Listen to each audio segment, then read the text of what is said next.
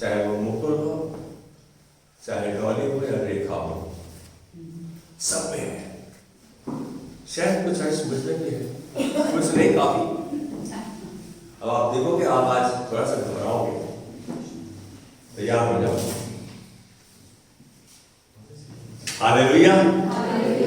अरे इतनी अच्छी आवाज।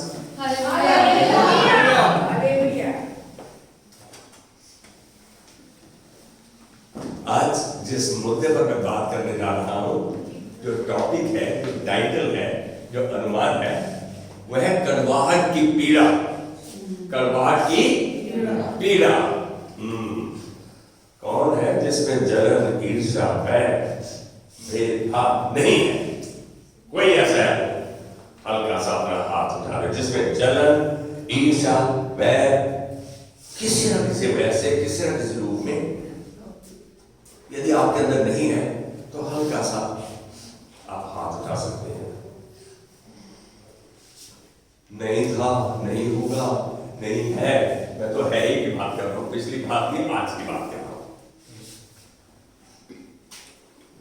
हम में से कितने बीमार होते हैं? सभी होते हैं भाई, कोई ऐसा नहीं है। तो भाई, हर बीमारी की जड़ कड़वाहट है। Bitterness is the root cause of all evil. हर दुष्ट चीज जो इस संसार में विद्यमान है, वो कड़वाहट की वजह से है।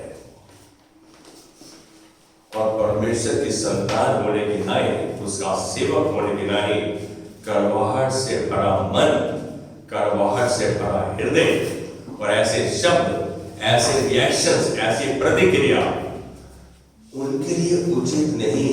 ये मैं परमेश्वर के वचन के द्वारा बोल रहा हूं कि ऐसी कड़वाहट आज साल का आखिरी दिन ऐसी बात कड़वाहट वाली क्यों हो रही है? इसलिए कि मैं चाहता हूं, आज परमेश्वर चाहता है कि आज हम उस कड़वाहट को बाहर निकाल के फेंक दें। जो भी कोई विचार किसी के प्रति, किसी मुद्दे के प्रति, किसी बात के प्रति है, उस कड़वाहट को निकाल दें। हम निकाल सकते हैं। आप में सारी सामर्थ्य उपलब्ध है। यीशु मसीह जो उस समय 12 चेले थे, आज हम कितने बैठे हैं यहाँ पे? सभी यीशु के चेले हैं। उसने अपने चेलों को बुलाकर, मत्ती 10:1 में, लूका 9:1 में कहता है, उसने अपने 12 चेलों को बुलाकर क्या कहा? उन्हें सामर्थ और अधिकार दिया कि हर प्रकार की दुष्ट आत्मा को, अशुद्ध आत्मा को, निर्बलता को, दुर्बलता को, हर प्रकार की बीमारी को निकाले। अरे ये सामर्थ तो तुम्हारे पास है, हम इसका इस्तेमाल कैसे करेंगे? तो इसी बात आ गई कि कड़वाहट तो है, मैंने यह बंदा पसंद नहीं, मेरे को ये बंदा बिल्कुल पसंद नहीं। यार इसने ऐसा कह दिया है, पति ने कहा तू सारा दिन करती क्या हो? अरे 2 कपड़े सीधे बस। हर एक के पास इस प्रश्न का उत्तर होने की आवश्यकता है। सच मानो तो कड़वाहट मन, आत्मा व भावनाओं में जहर भर देती है। कड़वाहट जहर भर देती है। कड़वाहट एक जहर है, जैसे पॉइजन। आपको आहिस्ता आहिस्ता बुरने लगते हो आप। और हम सब में से कोई ऐसा नहीं जिसके पास नहीं, किसी न किसी की शक्ल देखो, इसको तो मैं बिल्कुल पसंद नहीं करता, इसको तो मैं पसंद नहीं करता, थोड़ा बेकार आदमी। मेरा बेटा सुनता है, मेरी बेटी सुनती नहीं, बच्चे सुनते नहीं, तो क्या दूं? तो ये करते नहीं। जब वो नहीं करते तो हमें कड़वाहट आती है, हमें हल्का सा प्रतिक्रिया, रिएक्शन। अरे तुमको बोलता हूं, तुम मानते क्यों नहीं?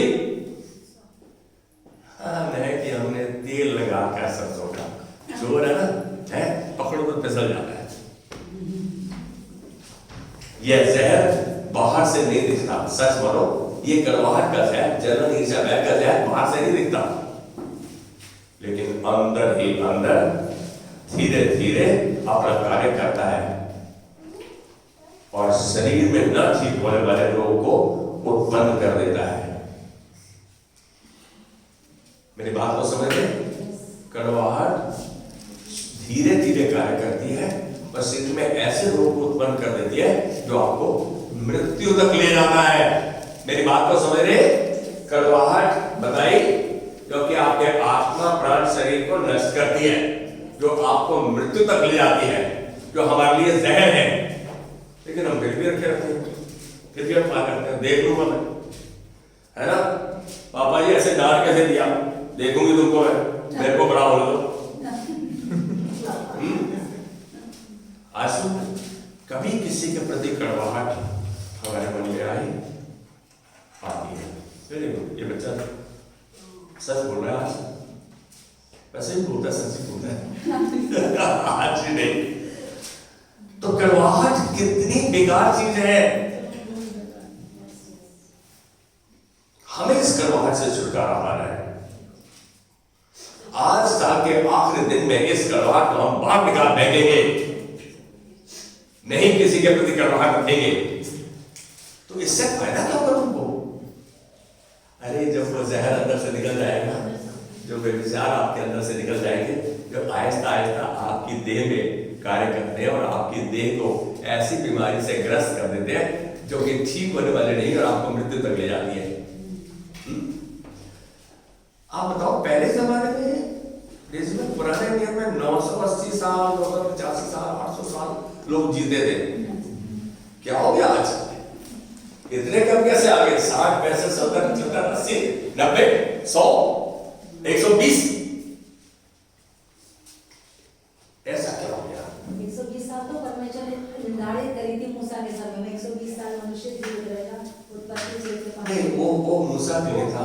आज आम व्यक्ति के बारे में बात कर रहा हूँ, तो आम व्यक्ति की आयु 70 वर्ष, यदि और उसको डिस्काउंट होता है, इसको काउंट नहीं करते हैं, डिस्काउंट का मतलब पैसे नहीं, बचत, उसको 10 साल, और जिससे प्रभु खुश हो उसको और 10 साल प्रभु देता जाता है। लेकिन हम देखें कि वो बचत के अनुसार हम क्या अपने जीवन को जी रहे हैं। आज का वचन थोड़ा सा तीखा है, परेशान करने वाला है। मालूम है, इस कड़वाहट का ठीक समय पर, उचित समय पर यदि उपाय न किया जाए, इसका उपचार न किया जाए, तो यह आखिरकार मृत्यु भी को उत्पन्न कर देता है। पवित्र शास्त्र में हम राजा शाऊल को देखते हैं। पवित्र शास्त्र में राजा शाऊल के 2 उदाहरणों को देखेंगे। क्या देख रहे हैं राजा शाऊल को? उसके भीतर ऐसे ही रवैये ने कब जड़ पकड़ ली, राजा शाऊल के हृदय में कड़वाहट आ गई और उसके हृदय में घर कर गई।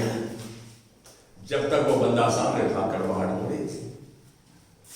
पहले तो राजा दाऊद ने जब गलियात को मार दिया, तो शहर में राजा दाऊद को सारे शहर में घुमाया गया है, और लोगों ने कहा कि शाऊल ने 1000 मारे तो दाऊद ने 10,000 मारे। अरे भाई, शाऊल सरगुनिया में मैं आ जाऊं, है ये तो मेरा कार्यकर्ता है, मेरे पास मेरा एम्प्लॉय है। वहां उसके अंदर जलन आ गई, ईर्ष्या आ गई, कड़वाहट आ गई। शाऊल, यहां बता रहा हूं मैं, ये तो मैंने हल्का सा उदाहरण भागता हुआ दे दिया। यहां देख रहे कि शाऊल तब तक लड़ाई में नहीं जा सकता था जब तक नबी शमूएल आकर होम बलि न चढ़ा दे, जैसे कि परमेश्वर ने आज्ञा दी। उसे कहा कि भविष्यवक्ता नबी आकर होम बलि और मेल बलि चढ़ाएगा, तब तुम लड़ाई के लिए जाओगे। ये शाऊल को आज्ञा दी गई। परमेश्वर आज आज्ञा देता है तो कितनी मानते हैं, जितनी सूट करती है, जितनी मेरे लिए सहूलत के हिसाब से करता हूं, सहूलत और समझौता, क्या मैं उसकी पूरी आज्ञा मानता हूं? नहीं मानते। दे दिया आज तो सच बोली, प्रभु का धन्यवाद। यहां साफ नजर आ रहा है कि राजा शाऊल को ऐसी आज्ञा, ऐसी हिदायत दी गई कि तुम मेल बलि, होम बलि जब नबी चढ़ाएगा तभी तुम लड़ाई के लिए प्रस्थान करोगे। परंतु नबी शमूएल के पहुंचने से पहले ही राजा के लोग शत्रुओं से डरकर भागने लगे। राजा के लोग, शाऊल के लोग शत्रुओं से भागने लगे। अब जब सेना भागने लगी तो राजा को डर लगने लगा। राजा को तो ये हिदायत थी कि जब तक परमेश्वर का नबी शमूएल नहीं आ जाता और होम बलि मेल बलि नहीं चढ़ाता तुम नहीं जाओगे। राजा को सांसारिक हानि का को देखकर डर लग गया। डर विश्वास का उल्टा है। Opposite of faith is fear. और वो डर ने उसको पकड़ लिया। यह देख रहे हैं राजा शाऊल ने उसी समय एक्शन ले लिया। लोग भाग रहे थे और स्वयं ही पवित्र बलि चढ़ा दी। वो बलि जो कि भविष्यवक्ता नबी ने चढ़ानी थी, खुद वो बलि चढ़ा दी। शाऊल ने ऐसा सोचा होगा कि ऐसा इसी समय करना आवश्यक है। भाई वो तो आया नहीं चढ़ाऊंगा तो लड़ाई नहीं तो बड़ी बुरी परिस्थिति हो जाएगी। मेरे सारे बंदे भाग रहे हैं। लोग क्या कहेंगे, लोग क्या सोचेंगे, लोग कैसे प्रतिक्रिया दिखाएंगे। अपना जीवन लोगों के हिसाब से चल रहा है क्या? आपके जीवन का स्विच लोगों के हाथ में है, किसी के हाथ में नहीं। यहां हम देख रहे हैं तो उसने जब ऐसा सोचा तो भला तो यह है क्यों ना मैं ही बलि चढ़ाऊं। यहां हम देखते हैं कि यहां राजा परमेश्वर की आज्ञा का पूर्ण पालन करने में असफल रहा। उसने उसकी आज्ञा का पालन नहीं किया। मैं तो कहूंगा किया ही नहीं और फिर हो गया परमेश्वर की नजर में, जिसके कारण उस पर न्याय आन पड़ा और परमेश्वर ने इसे गंभीर विद्रोह के रूप में, रिबेलियन के रूप में, उसकी बात न माने जाने के रूप में लिया। आप जानते हैं ये पुराने नियम की मैं बात कर रहा हूं। नए नियम में भी स्टैंडर्ड प्रभु ने पूजा कर दिया। नए नियम में हम कहते हैं अनुग्रह है हमारे पास, लेकिन जो आप करोगे उसका तो प्रतिफल आपको मिलेगा। जो बीज आपका गया है वो आज्ञाकारिता का गया तो आशीष मिलेगी। अनाज्ञाकारिता का बीज गया है तो आप पर न्याय, आपका न्याय होगा। यहां हम देख रहे हैं कि राजा शाऊल का ऐसा प्रभु को लगाया गया, मतलब ऐसा नबी को मालूम पड़ेगा कि राजा शाऊल का अब राज्य नहीं रहेगा। परमेश्वर को अनाज्ञाकारिता पसंद नहीं। राजा परमेश्वर के बाद राजा है वहां पे, वही प्रभु की आज्ञा नहीं मान रहा तो क्या हो जाएगा? सर्वनाश हो जाएगा। यह दिख रहा था कि एक दिन परमेश्वर शाऊल के वंशजों के बदले किसी और शासक को नियुक्त करेगा। यहां परमेश्वर ने ठान लिया जब किसी और को रखूंगा मैं, यहां ये राजा नहीं रहेगा। ये बात नजर में आ गई। दूसरी परिस्थिति, दूसरे स्थान पर भी कुछ ऐसा ही देखते हैं। अमालेकियों के विरुद्ध युद्ध के दौरान भी राजा शाऊल एक बार फिर प्रभु की पूरी तरह आज्ञा मानने में असफल रहा। अमालेकाइट्स जो अमालेकी थे उनके साथ भी कुछ ऐसा ही हुआ। अब यहां हम देख रहे हैं कि परमेश्वर ने तो राजा को चुना था, उसकी आज्ञा माने और परमेश्वर उसको आशीष करे, अपनी उपस्थिति उस साथ बनाए रखे और उसको जय पे जय दिलाए। आज एक बात कहूं, आपको इसलिए, आपको मुझको इसलिए बनाया कि हम जय के उत्सव से चले। किसी भी परिस्थिति में कोई कठिन परिस्थिति भी आ गई है तो उसको हम हंस के मुस्कुरा के उसका सामना करें। कौन पार करा इजराइलियों को लाल समुद्र? मूसा रोने लगा। मूसा ने कहा था जिनको आज तुम देखते हो फिर कभी नहीं देखोगे। मालूम था मूसा को। मूसा के मुंह से प्रभु ने ऐसे शब्द निकाले, ये आपके विश्वास के शब्द थे। यहां राजा शाऊल ने अपनी मनमानी की, उसने वो किया जो उसको ठीक लगा। मैं ये नहीं कह रहा, आज हम भी वही करते हैं जो हमें ठीक लगता है, लेकिन कभी हमने ऐसा सोचा कि परमेश्वर की नजर में क्या ठीक है मैं वो करूं? आप कितने घर के यहां बैठे हैं, कोई एक बंदा बताए आपके घर में 4 मेहमान आ रहे हैं, आपके घर में 4-5 मेहमान आ रहे हैं, तो हम उसको सबसे अच्छा भोजन जो हम बना सकते हैं वो खिलाते हैं। जी बहन, खिलाते हैं। कभी उसको निमंत्रण देने के बाद ऐसा उसको पूछा, तेरे को क्या अच्छा लगता है, मैं वो बनाऊंगा। हम तो मुझे क्या अच्छा बनाना आता है वो बना के उसको खिलाएंगे। इसको क्या अच्छा लगता है, उसको हरी तोड़ी अच्छी लगती है, घिया टिंडे अच्छे लगते हैं, तुमने chicken, mutton, fish, lamb, pork सब बना दिया। भाई प्रभु को क्या अच्छा लगता है, मुझे क्या अच्छा लग रहा है, नहीं, प्रभु को क्या भाता है। इस बात की आप यदि इस बात का ध्यान रखेंगे, इसी बात की पुष्टि तो प्रभु ने यहोशू के पहले अध्याय 8-9 आयत में की कि परमेश्वर का ये वचन तेरे चित्त से उतरने ना दे। क्या करो, दिन रात इसी पर। क्या कहा यहोशू को, परमेश्वर का वचन तेरे चित्त से उतरने ना दे। तेरे आंखों की ओर से ना होने पाए। तेरी आंखों की ओर न होने पाए। कह रहे कि इस दिन रात इसको मनन करना। लेकिन एक बात खास है कि इसकी चौकसी करते हुए तो कुछ भी करे, इसकी चौकसी, इसको ध्यान में रखते हुए करना। ऐसा करने से तेरे सब काम सफल होंगे, प्रभावशाली बनेगा, सफल होंगे, सफलता भी मिलेगी, प्रभावशाली, you will be influential and you will be successful. कितनी बड़ी बात है। लेकिन यहां राजा शाऊल ने ऐसा नहीं किया। शाऊल ने जब आज्ञा का इसका पालन नहीं किया, तब शाऊल ने उसके गलत रवैये को, उसके गलत कार्य को उसके सामने बोला, उसको टोका। राजा शाऊल ने नबी से झूठ बोला और दावा किया कि मैंने परमेश्वर की सब आज्ञाओं का पालन किया है। उसके बाद भी शाऊल ने अपने आप को ठीक सिद्ध करने की कोशिश की, जबकि वह गलत था।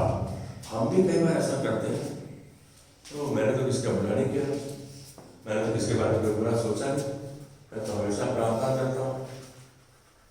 यदि कोई ऐसा है जिसने ऐसा सोचा कि मैं तो किसका बुरा नहीं सोचता, बुरा नहीं करता, हम सब किसी ना किसी समय, कभी ना कभी, किसी ना किसी परिस्थिति में ऐसा सोचते हैं। जब हमारे हित की बात को ठेस पहुंचती है तो हम ऐसा सोचते हैं। यहां शाऊल गलत होने पर भी नबी से झूठ बोलता रहा। वो ये नहीं मालूम कि नबी कौन है।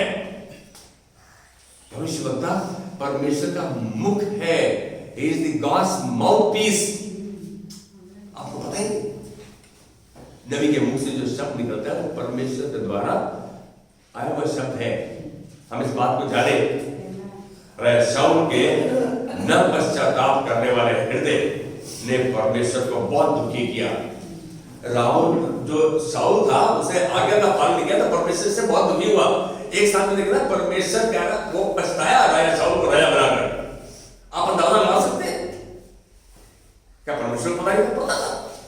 सब बोले दिए। सबसे स्मार्ट था शाऊल, मालूम है, परमेश्वर का चुना हुआ राजा, वेरी स्मार्ट, हैंडसम, लंबा ऊंचा, गोरा चिट्टा।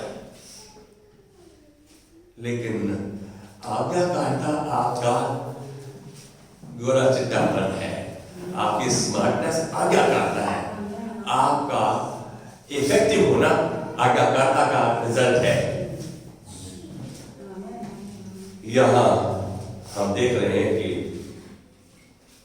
शाऊल ने जब कहना नहीं माना तो परमेश्वर दुखी हो गया, जिसके कारण उस पर अधिक न्याय आ पड़ा।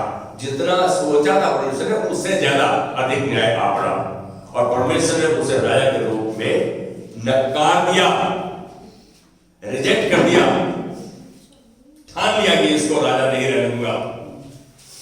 आप यदि इस बात को देखना चाहते हैं तो पहला शमूएल 15 का 10 से 11, 26 से 29 कि परमेश्वर ने शाऊल को रिजेक्ट कर दिया। किस वजह से? किस वजह से रिजेक्ट कर दिया? एक तो उसके अंदर कड़वाहट भर गई, झूठ बोलने की आत्मा, अनाज्ञाकारिता, ये सब क्वालिटीज मैं कहूं डिस्क्वालीफाई करती थी उसको, जो कि परमेश्वर ने किया। ऐसा साफ नजर आता है कि शाऊल का कड़वाहट से भर जाना तभी आरंभ हो गया था जब उसने यह सुना कि उसके अनाज्ञाकारिता के कारण उसका राज्य उसे छीन लिया जाएगा। एकदम कड़वाहट आ गई उसके, उससे कड़वाहट तो बहुत पहले से आ गई थी, अब ये कड़वाहट भर चुकी थी, शायद यहां तक आ गई थी। परमेश्वर कब तक बर्दाश्त करता है?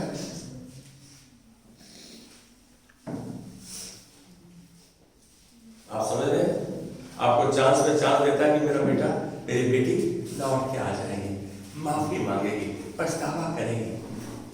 परमेश्वर ऐसा चाहता है। अभी ऐसी बात के ऊपर मैं आऊंगा, जब उसे सुना कि उसका राज्य से छीन लिया जाएगा। ध्यान रखें, अपने निराशाओं और क्रोध को प्रभु के समक्ष ले आए। जब आप निराश हो गए हैं और आप क्रोधित हैं, आप एंग्री हैं, आप गुस्से में हैं, उसको प्रभु के सम्मुख ले आए। उसका इस्तेमाल करके रिएक्शन में न जाए, प्रत्युत्तर न दे। प्रभु के सम्मुख ले आए, इन्हें उसके कदमों पर डाल दे और उससे सहायता मांगे। प्रभु, ऐसे समय में मेरे मर्द दाऊद ने जब कहा, मेरे मुख पर पहरा बिठा, मेरे होठों के द्वार की रखवाली कर, क्योंकि उसको पता था एक गलत शब्द उसके लिए घातक सिद्ध हो सकता है। यहां मैं कह रहा हूं कि ऐसी परिस्थिति में अपनी निराशा क्रोध के अंदर हम अपनी समस्या को, उस रवैये को प्रभु के समक्ष ले आए और उसे कदम में डाल दें कि प्रभु, अपने आप को और अपने इस रवैये को समर्पित करता हूं। उसे सहायता मांगे कि यह निराशा और क्रोध आपसे दूर हो जाएगा। हम क्या करते हैं? हम तो उसी समय हिसाब किताब चुकता करने की कोशिश करते हैं, आज ही जवाब दे, कल का नहीं है। परमेश्वर आपसे प्रत्युत्तर नहीं चाह रहा, आपसे रिएक्शन नहीं चाह रहा, आपसे आपके द्वारा प्रतिक्रिया नहीं चाह रहा। वो चाह रहा है एक बात को, कि आप ऐसी परिस्थिति में उस परिस्थिति को परमेश्वर के सम्मुख लाएं। इस बात की चर्चा कहां की गई? आप फिलिपियों के 4 अध्याय 6-7 आयत देखो कि हम चिंता करने लगते हैं। राजा शाऊल ने चिंता की जब उसके सोल्जर्स भाग रहे थे। उसने कहा मेल बड़ी चढ़ी थी, हम युद्ध कह जाएंगे, फटाफट उसने मेल बड़ी चढ़ा दी। परमेश्वर की आज्ञा का पालन करने के लिए आपको इंतजार करने की आवश्यकता है। अरे परमेश्वर नियंत्रण में है, सबके सब भी भाग जाएंगे। परमेश्वर उनके दल में, उनके झुंड में, उनकी आर्मी में कंफ्यूजन कर देगा। ऐसी परिस्थिति ले आएगा, वो आपस में लड़ मरेंगे। आपको मालूम नहीं, परमेश्वर सब कुछ कर सकता है। हमारी सोच, हमारी समझ सीमित है, हम सब कुछ नहीं कर सकते। लेकिन परमेश्वर के साथ पौलुस ने कहा, क्या कहा? मैं मसीह यीशु के साथ सब कुछ कर सकता हूं जो मुझे सामर्थ देता है। इस बात का प्रतीक है यहां हम देख रहे हैं कि ऐसे में हम परमेश्वर से सहायता मांगे कि निराशा और क्रोध हमसे दूर हो जाए। सच में आपका आत्मनिरीक्षण, आपका सेल्फ इंट्रोस्पेक्शन, अपने आप को जांचना उस समय कि मैं गलत रवैये में हूं, जरूरी है। एक बार रुक जाओ, आपने कार गलत चला दी, हल्की सी कार को रोको ना, पीछे मुड़ के देखो मैंने क्या गलती है, क्यों कर दी। उसी समय प्रार्थना प्रभु के हाथ में दो, आपकी कार आगे बिल्कुल ठीक जाएगी। आप तो 160-170 की स्पीड पे जा रहे हो, तो भाई हर जगह तो पहुंचो। लेकिन यहां आत्मनिरीक्षण की, सेल्फ इंट्रोस्पेक्शन की, अपने आप को जांचने की आवश्यकता है। अपनी गलती को अंगीकार करें,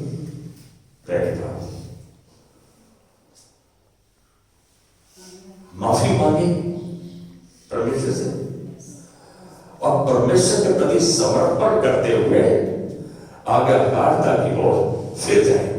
मेरी बात को समझ ले, हम उस गलती को माने, माफी मांगे, पछतावा करें और उस गलती से समाधान की ओर फिरें। ये परमेश्वर चाहता है। जैसे दाऊद फिरा, दाऊद को जब जब बोला गया, दाऊद के ऊपर न्याय हुआ। लेकिन ऐसे देख रहे हैं कैसे परमेश्वर ने उस पर अनुग्रह किया। आज परमेश्वर यही अनुग्रह हम पर मिलना चाहता है। दाऊद को अपने हृदय का व्यक्ति कहा, कितनी बड़ी बात है, आप जानो इस बात को। आज हम बोले कि हम कोरोना को तो नहीं लिए चल रहे, लेकिन जलन, ईर्ष्या, वैर, कड़वाहट को लिए कर रहे चल रहे। 1 मिनट होता है हमारे साथ कोई ठीक व्यवहार नहीं करता तो फट तब शुरू हो जाते हैं। हमको इस अशुद्ध आत्मा से, इस दुष्ट आत्मा से, इस प्रभाव से छुटकारे की आवश्यकता है। इन्हीं बातों पर आपका आत्मिक स्वास्थ्य निर्भर करता है। आपका आत्मिक स्वास्थ्य इन्हीं बातों पर निर्भर करता है कि जब आपको गलती पता लग गई, आपने परमेश्वर के सामने बुलाया, आपने आपको समर्पित किया, माफी मांगी और समाधान की ओर, जैसे परमेश्वर का वचन कहता है, उसकी ओर बढ़ गए। हम भी शाऊल के चरित्र व उसके कामों से बहुत कुछ सीख सकते हैं। शाऊल ने गलती की तो ये बाइबल में क्यों दिखाई गई? इसलिए कि मैं नहीं करूं। नहीं प्रभु, वो गलतियां मैं नहीं दोहराऊंगा। यदि मुझसे गलती हुई है तो मैं आज समर्पित करता हूं, पछतावा करते हुए माफी मांगता हूं, उसके तेरे चरणों में लेकर आता हूं। क्यों नहीं ऐसा करें हम? चॉइस आपकी है, चुनाव आपका है। आप आजाद होना चाहते हैं या परतंत्र रहना चाहते हैं, ये चुनाव हमारा है।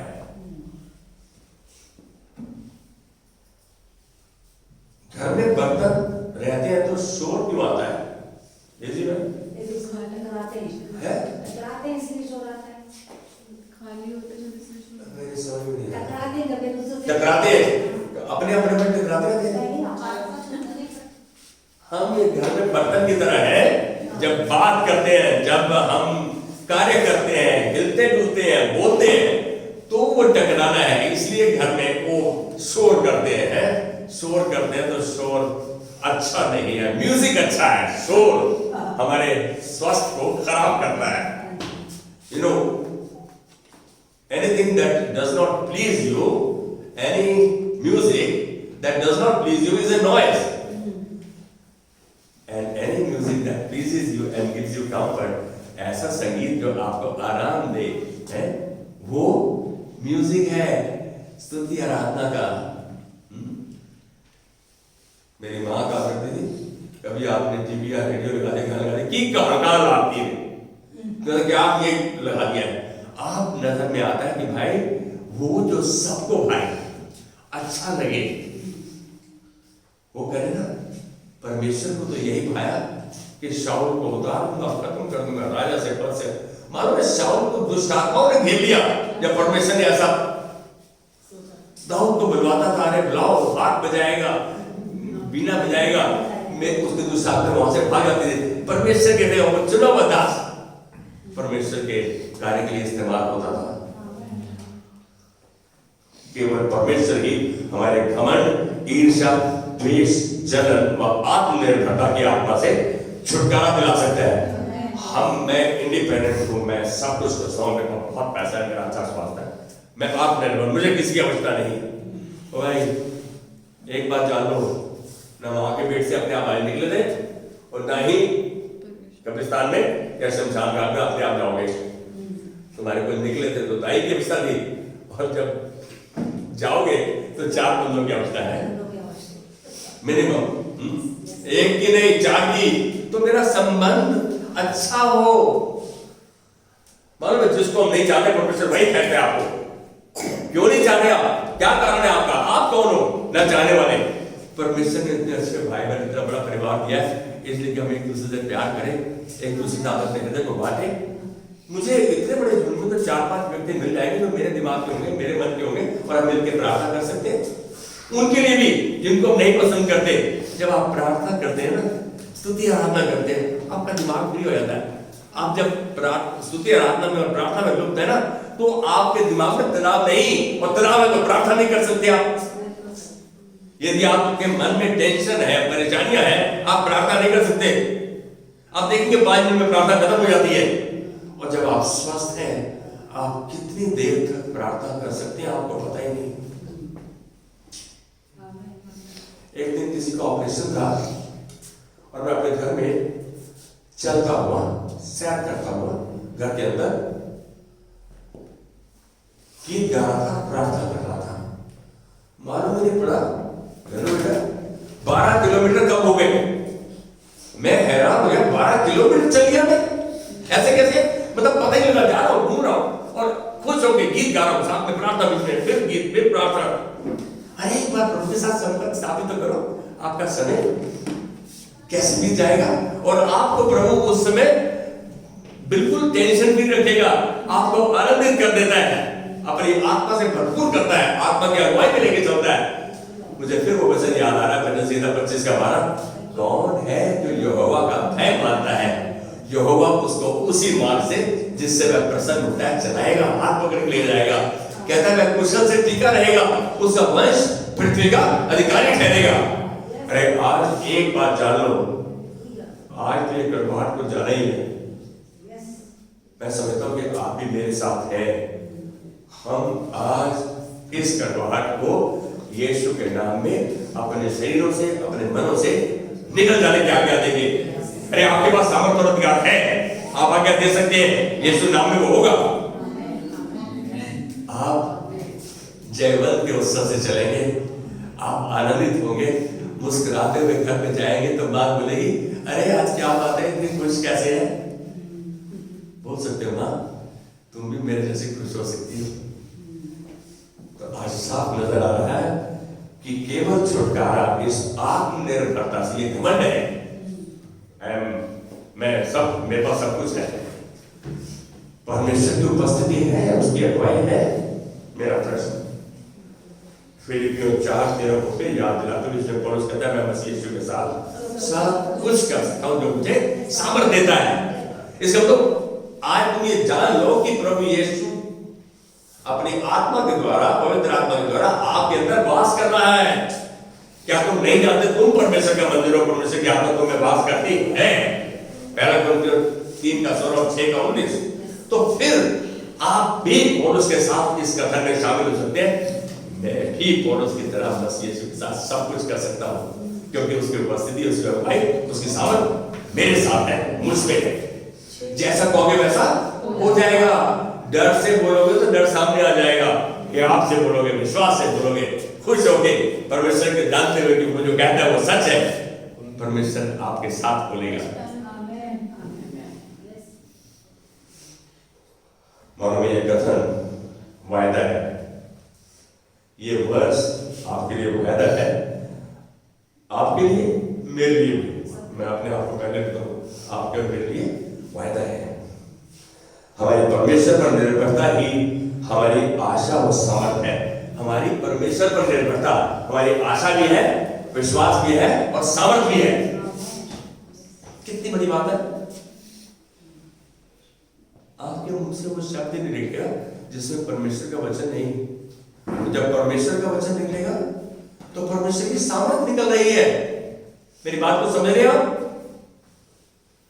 When you speak the word of God, you are speaking, the power of God is being released. उस समय परमेश्वर की सामर्थ रिलीज होती है जब आप परमेश्वर के वचन को बोलते हैं, जानते हुए, समझते हुए, उसमें मनन करते हुए, उसमें चलते हुए, तभी ऐसा संभव है।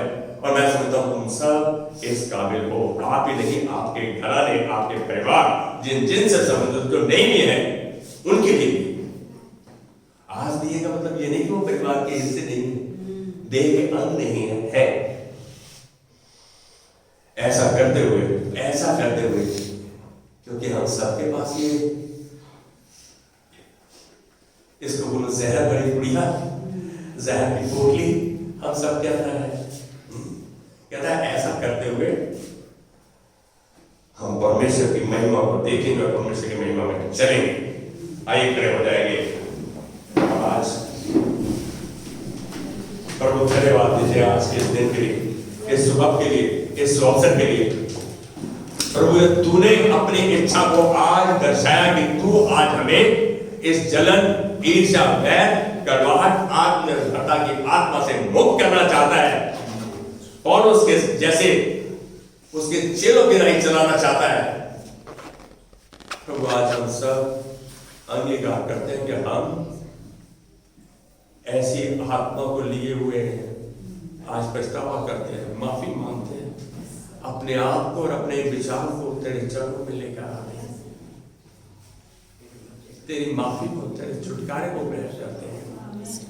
यीशु नाम में आज हम सब इस कड़वाहट से आजाद होते हैं, क्योंकि तूने ऐसा कहा। तेरी आज्ञा का पालन करते हुए इस आत्मा को इस भवन से निकल जाने की आज्ञा देते हैं। पवित्र आत्मा की सामर्थ को रिलीज करते हुए यीशु नाम में चंगाई के वचन को बोलते हैं, चंगा करते हैं।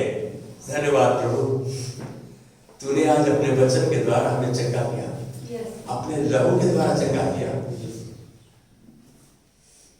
तेरे पूरे कायनात से हम चंगे हो चुके, लेकिन आज इस अंगीकार के द्वारा हम तेरी संपूर्ण चंगाई को, छुटकारे को ग्रहण करते हुए इस परिवार को, दिल्ली परिवार को आशीषित घोषित करते हैं, छुटकारा पाए हुए जन घोषित करते हैं।